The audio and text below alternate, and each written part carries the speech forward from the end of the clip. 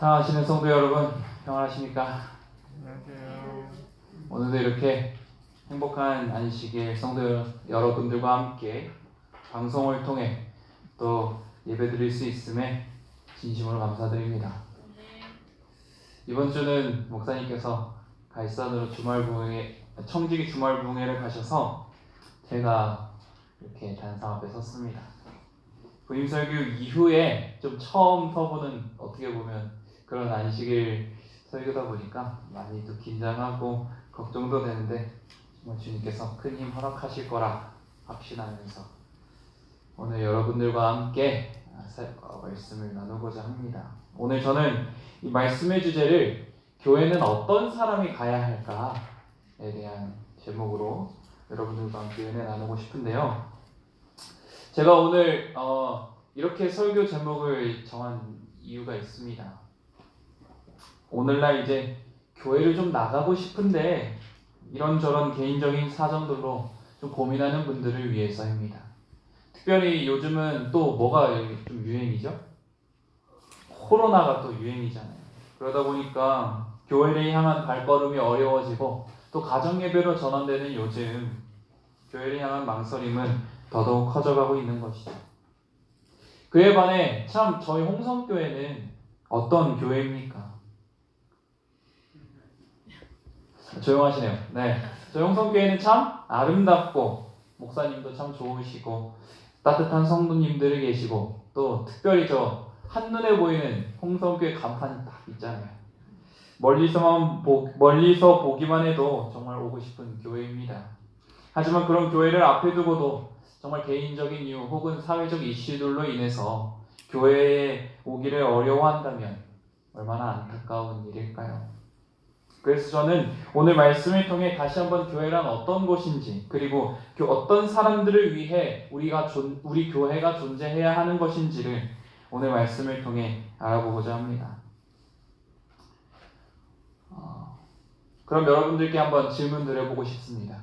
교회란 어떤 곳입니까? 어떤 사람들이 오는 곳입니까? 어떤 사람들이 오나요? 네. 제가 예전에 어떤 구도자분을 이제 성경 공부를 해드리면서 이렇게 공부를 하고 있는데 그분이 그러시는 거예요. 전도사님, 이렇게 저한테 성경 공부 가르쳐봐야 소용없습니다. 그래서 제가 깜짝 놀라가지고 왜 소용이 없느냐고 물으니까 그 구도자분께서 그러시는 거예요. 저는 이렇게 배워봤자 이해도 못하고 몸도 불편해서 교회를 잘 나가지도 못하는데 무슨 소용이 있겠습니까? 신앙은 저 같은 사람보다 교회 장로님, 집사님처럼 똑똑하고 멋진 분들이나 하는 것이죠. 저는 이 말씀을 듣고 참 마음이 아팠습니다. 신앙이라는 것은 이런 특별한 조건 있는 사람들만 할 수 있는 것이 아니잖아요. 교회에 나오는 것이 장로님들처럼, 집사님들처럼, 혹은 누구처럼 똑똑한 사람들만 오는 곳이 아니잖아요. 어떤 사람들이 오는 곳입니까? 신앙심이 좋은 사람? 여기 계신 우리 홍성교회 성도님들처럼 외모가 출중하시고 아주 사회적으로도 지위가 좀 있으신 분들이 오는 곳입니까? 아니죠. 제가 예전에 한 새가 저희 교회에 날아 들어왔었던 적이 있었습니다. 그래서 제가 이렇게 밖에 내보냈었는데요. 제가 나중에 이 이야기를 제 친구에게 했어요. 그랬더니 제 친구가 이러는 거예요. 야, 너네 교회는 참새도 기도하러 들어오는 교회구나. 정말 참새도 기도하러 들어오고 싶은 교회. 그 사람이 누구건 어떤 사람이건 간에 하나님을 만나기를 원하는 이들이 오는 곳. 그것이 바로 교회 아닙니까? 결코 겉모습만 보고 그 사람의 내 사정만 보고 올 수 있다 없다를 결정할 수 없는 것이죠. 그래서 여러분들과 함께 첫 번째로 살펴보고 싶은 이 주제는 교회에 오는 사람은 어떤 모습이건 상관이 없다라는 것입니다. 본문의 말씀 누가복음 18장 10절로 11절을 보시겠습니다. 누가복음 18장 10절로 11절의 말씀입니다. 제가 읽겠습니다. 두 사람이 기도하러 성전에 올라가니 하나는 바리새인이요 하나는 세리라. 바리새인은 서서 따로 기도하여 가로되 하나님이여 나는 다른 사람들 곧 토색, 불의, 간음하는 자들과 같지 아니하고 이 세리와도 같지 아니함을 감사하나이다. 오늘 본문을 보시면 예수님께서 제자들에게 비유로 말씀하신 이야기가 나옵니다. 바로 바리새인과 이 세리의 비유죠. 우리가 딱 보기에 바리새인과 같은 사람들은 어떤 사람들입니까? 종교의 지도자들, 막 제사장들, 오늘날 교회에서 좀 높으신 분들, 신앙 좀 한다는 그런 분들입니다. 그런데 마가복음 12장 38절 39절에는 이렇게도 표현을 하죠. 긴 옷을 입고 다니며 시장에서 문안을 받고 회당의 상자와 잔치에서 상석을 앉는 그런 사람들이죠. 그와 반면에 세리는 어떤 사람들입니까? 그 당시 세리에 대한 인식은 참 좋지 않았어요. 아마 삭개오의 이야기를 들어보신 분들이라면 다 아실 것입니다. 이 세리는 어떤 사람들이죠? 세금을 걷고 우리의 돈을 걷어가지고 어디로 보내요? 로마로 보내는 이런 나쁜 놈들, 외국노들 막 이러면서 아주 그들에 대한 그 시선이 좋지 못한 것입니다. 오늘날 소외계층 또는 사람들이 보기에 좀 부족해 보이는 사람들을 말하는 것이죠. 그러다 보니 이 바리새인과 세리의 차이는 참 당연한 것이었습니다. 모든 인식 속에서 사람들은 세리를 낮게 봤어요. 그런데 예수님께서는요, 이 두 사람을 보시고 각각 보시고는 제자들에게 뭐라고 얘기하시는 거예요? 14절에 이렇게 얘기하시죠. 내가 너희에게 이르노니 이 사람이 저보다 의롭다 하심을 받고 집에 내려갔느니라. 뭐라고요?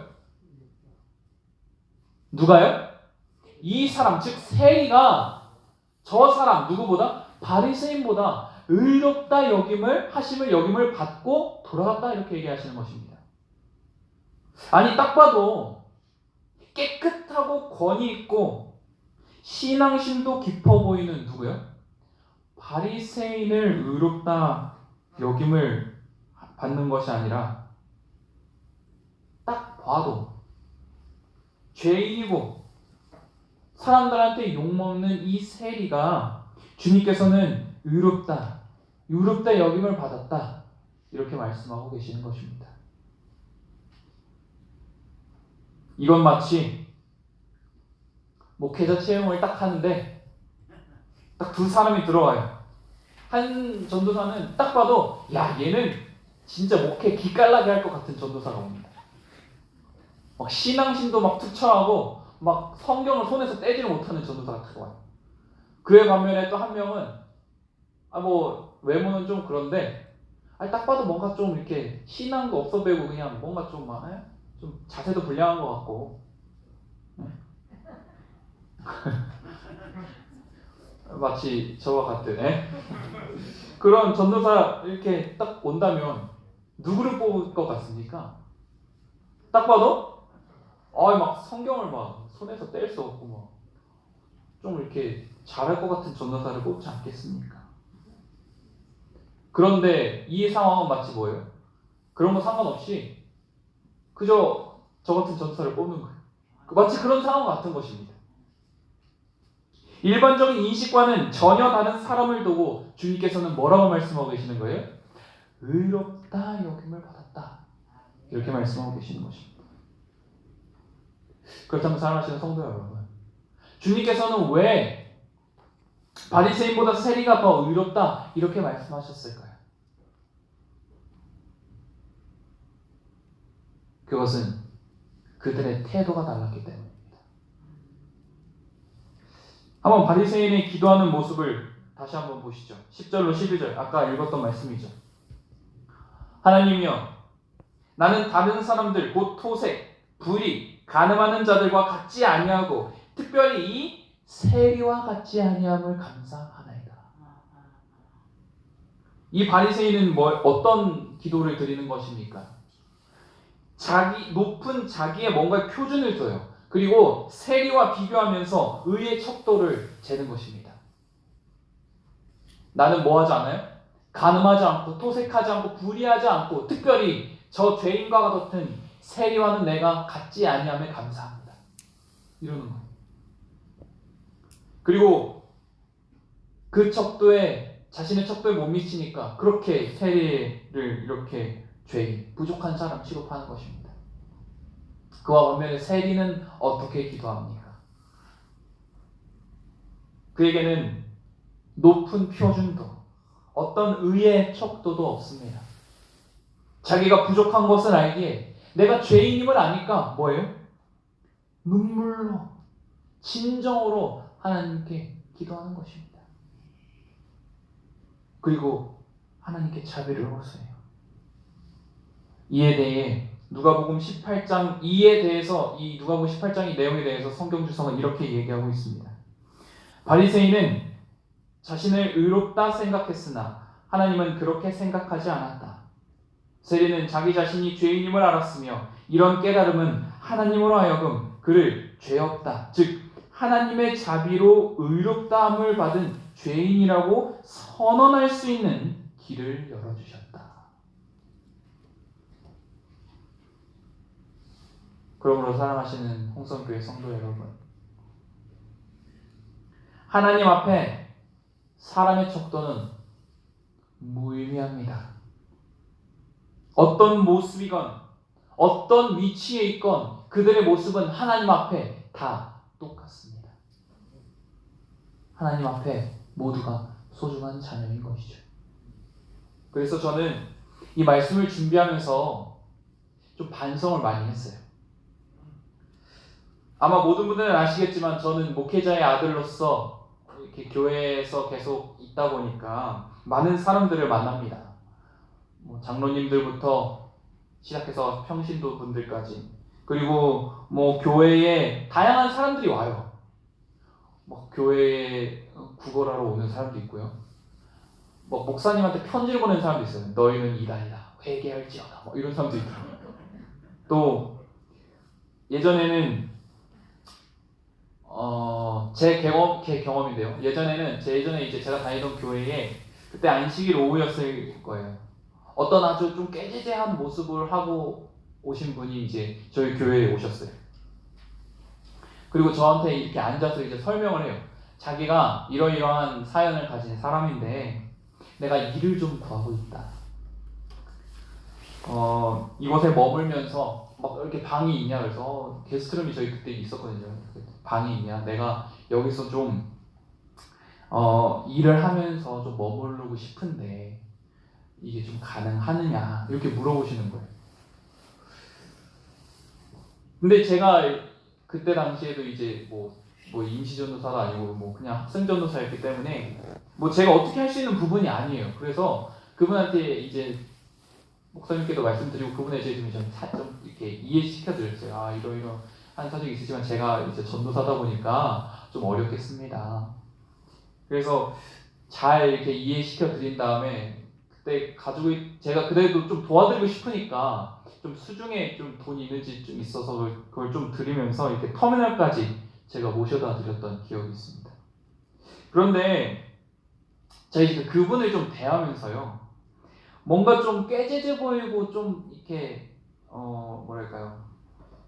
소외되고 이런 좀 어려운 분들이 이렇게 교회에 이렇게 오시면 뭔가 그분들에 대해서 이렇게 좀 환영하는 마음으로 좀 이렇게 좀 따스하게 맞아주는 그런 마음으로 좀 하면 좋은데, 그분들을 대할 때와 그냥 우리 교회 성도님들 대할 때 저희 모습이 조금 다른 거예요. 은연중에 좀 다르더라고요.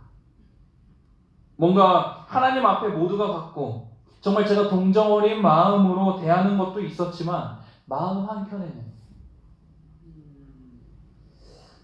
약간 좀 이렇게 향기도 좀 나시는 것 같고, 뭔가 좀 어려운 부탁들을 좀 할 수 있을지도 몰라서 뭔가 좀 가셨으면 좋겠는데, 이런 생각을 하는 겉으로는 모두 환영합니다. 하나님은 여러분을 사랑하십니다. 이렇게 말해놓고 속으로는 자기의 척도에 그 사람을 두고 생각하는 것입니다. 전 그때만 생각하면 부끄럽고 반성을 하게 되는 것 같아요. 그런데 참 슬프게도 저뿐만이 아니라 이 교회에서는 그런 일들이 종종 있습니다. 제가 예전에 들었던 일화 중에 하나는 어떤 교회에서 구도자 한 분이 이제 귀걸이랑 뭐 이렇게 목걸이를 이렇게 하고 오셨대요. 팔찌랑 막. 근데 보통 우리 교인들은 어떻죠? 잘 하고 오지 않으시잖아요. 그쵸? 네. 대답 없으시니까. 네. 어쨌든 이렇게 겸손하신 우리 성도님들이시기 때문에 하고 오지 않는데 그분은 이제 이렇게 막 하고 오셨다는 거예요. 그래서 그 모습을 본 집사님 중 한 분이 이렇게 하고 오시니까 그분에게 이렇게 얘기하셨대요. 이거 액세서리는 이렇게 하고 오시는 것은 교회에서 좀 좋지 못하다. 이렇게 얘기하셨다는 거예요. 자신이 좋아서 하고 온 건데 남이 이렇게 뭐라고 하면 어때요? 네? 기분이 나빠요. 좀 기분이 안 좋잖아요. 그 구도자분이 그래서 기분이 상해가지고 교회를 다시는 안 나오셨다는 것입니다. 이게 얼마나 안타까운 현실입니까? 액세서리하고 왔다고 교회 안에서는 그러는 거 아니라고 하지 마라. 이 모습이 과연 자신의 의의 척도에 비쳐 저 세리와 같지 않으면 내가 감사합니다 기도하는 바리새인과 뭐가 다르냐는 것입니다.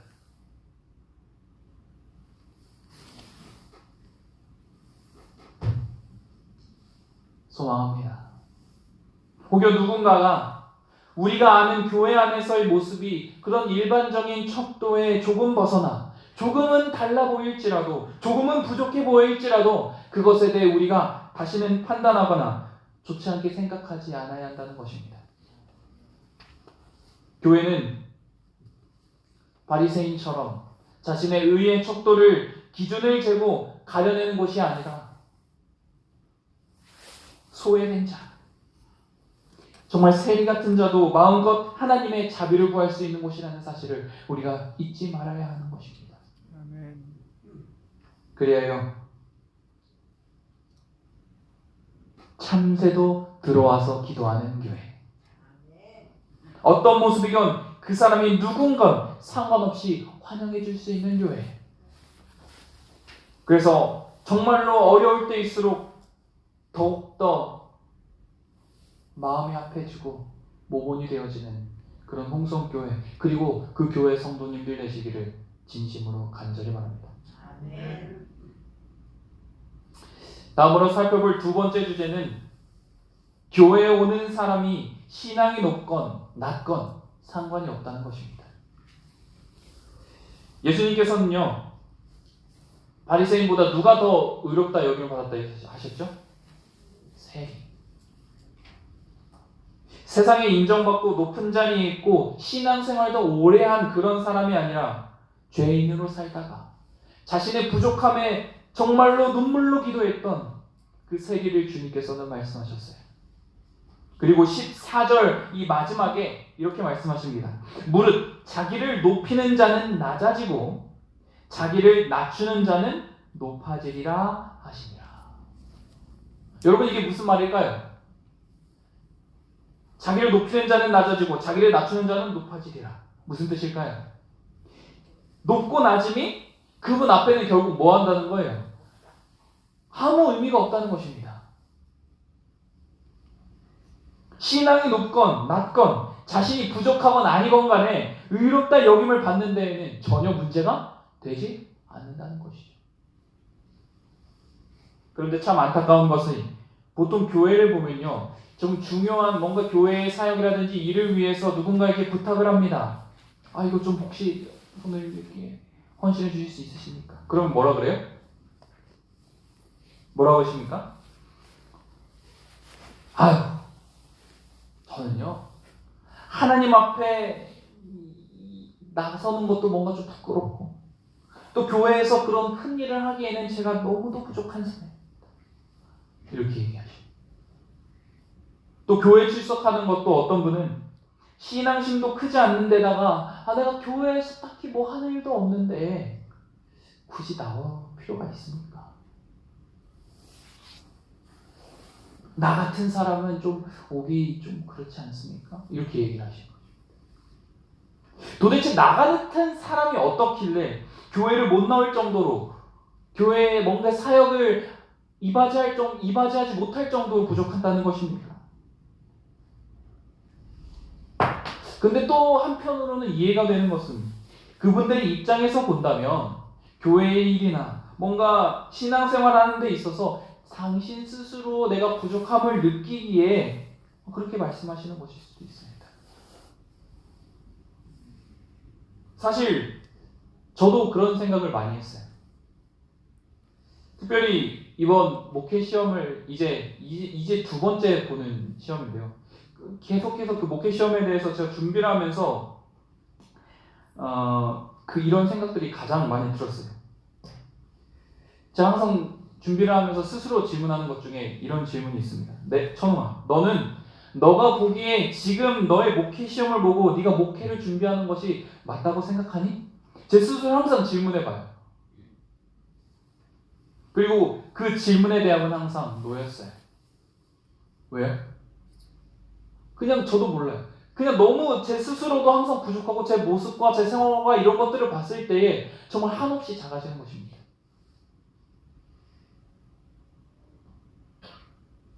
신학과도 졸업했고 어떻게 보면 정말 이 홍성교회의 훌륭하신 목사님과 성도님들 밑에서 배우고 있는 과정이 있잖아요. 이런 것들로도 경험도 쌓고 하지만 아직 목회를 준비하기에는 너무도 부족하다 제가 느끼는 것입니다. 왠지 제가 신앙도 모태신앙을 했기에 익숙해서 그냥 그런 것도 같고 딱히 뭔가 목회의 뜻을 크게 두고 있는 것 같지도 않은 그런 느낌에 저를 참 스스로를 많이 괴롭혔어요. 그렇게 힘들어하던 와중에 제가 그 목회 시험을 목회 시험을 응시하기 위해서 꼭 필요한 이 패스파인더 마스터 가이드 프로그램을 제가 하게 됐어요. 그곳에서 한 목사님의 제가 설교를 들었는데요. 그 목사님의 설교를 들으면서 제 생각이 달라졌어요. 그 내용을 제가 조금만 얘기해 드리겠습니다. 이 목사님께서 이 사무엘에 관한 얘기를 하셨어요. 사무엘. 이 사무엘상에 보면 이 사무엘이 살던 시기가 어떤 시기였는지 보면 하나님을 모르고 이상 하나도 보이지 않던 그런 암흑 시기였어요. 그런데 그런 암흑 시기에 성경 사무엘상은 이렇게 표현합니다. 사무엘이 점점 자라고 있다. 근데 그래서 그 의미가 어떤 의미냐? 이 목사님께서 이렇게 말씀하셨어요. 그 의미는 사무엘이 정말 쓰러져가는 이스라엘의 유일한 희망이라는 것을 뜻한다는 것입니다. 그리고 그 의미대로 이 사무엘은 결국 어떻게 했어요? 정말로 유일한 이스라엘의 희망으로서 온 이스라엘을 하나님께로 돌이키는데 아주 중요한 역할을 한 그런 선지자였습니다. 그리고 그 얘기를 하시면서 목사님 그러셔요. 오늘 여러분들의 역할이 바로 사무엘의 역할이다. 그런데 재미있는 사실은요. 이 이스라엘의 유일한 희망이었던 사무엘도 하나님께서 부르셨을 때 정작 그분을 모르고 엘리 제사장에게 갔다는 것이 그 모습만 봐도 오늘날 우리의 모습이 아닌가. 내적 확신이 부족하고 어쩌면 하나님을 만나지 못했을지도 모른다. 마치 사무엘이 하나님의 음성을 듣고도 누구에게 찾아간 것처럼요. 엘리 제사장에게 찾아가 저를 부르셨어요? 이렇게 한 것처럼. 하지만 그런 사무엘을 사용하심으로 이스라엘을 변화시켰던 하나님이 오늘 여러분을 통해서도 교회를 변화시킬 것이다. 이렇게 얘기하시는 것입니다. 저도 그 말씀을 듣고 지금 이렇게 말씀하셨던 것처럼 이창희 씨께서 크게 아멘 하셨던 것처럼 저도 아멘 했습니다. 그리고 용기를 얻었습니다. 그러므로 사랑하시는 성도 여러분, 그리고 자신의 그런 부족한 모습 때문에 남들보다 작게만 보이는 그 신앙을 때문에 고민하시는 모든 분들이시여,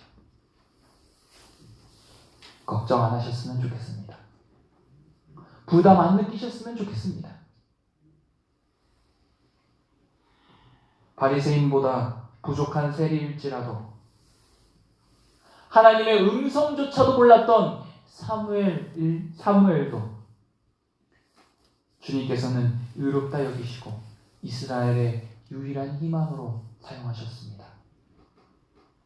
자신의 부족함이 남들보다는 작아 보이는 신앙일지라도 결코 하나님께서 여러분을 사용하시고 여러분을 만나시는데 결코 부족함이 없을 거라는 것을 잊지 않으셨으면 좋겠습니다. 마가복음 2장 17절에 보면 이렇게 말하고 있습니다. 건강한 자에게는 의원이 쓸데없고 병든 자에게라야 쓸데있느니라. 내가 의인을 부르러 온 것이 아니오 죄인을 부르러 왔노라. 부족한 자를 찾으시고 신앙심이 부족한들, 그 삶이 부족하든 오히려 그런 분들을 주님께서는 찾으십니다. 그러니 더욱더 부족하다 느끼시고 내가 어떻게 해야 될까 부담스러워 느끼시는 분들이 계시다면 오히려 더 당당히 교회를 위해 사역을 위해 나아가셔서 주님을 위해 헌신하시는 저 여러분 되었으면 좋겠습니다. 저는 말씀을 드리면서 우리 교회가 이렇게 혼자 고민하는 분들을 위해 용기가 되어주고 격려해 줄 수 있는 교회가 되기를 소망합니다. 참새도 들어와 기도하고 가는 교회, 어떤 모습이건 그 사람이 부족하던 부족하지 않던 모두가 하나님 앞에 귀히 여겨지고 쓰임받는 그런 교회가 되기를 소망합니다. 아멘. 코로나19로 모두가 어려운 이때에 본이 되고 가장 앞서 나가는 그런 교회가 되기를 소망합니다. 그래서 진정한 그 사람의 신분, 그 사람의 모습 그런 거 여하 막론하고 진정 하나님만을 보고 나아오는 사람들이 모인 교회, 한마음 한뜻으로 예배드리고 하나님을 믿고 의지하는 교회, 그런 홍성교회, 그런 홍성교회의 성도님들 되시기를 진심으로 정말 간절히 바라면서 오늘 말씀을 마치도록 하겠습니다. 아멘.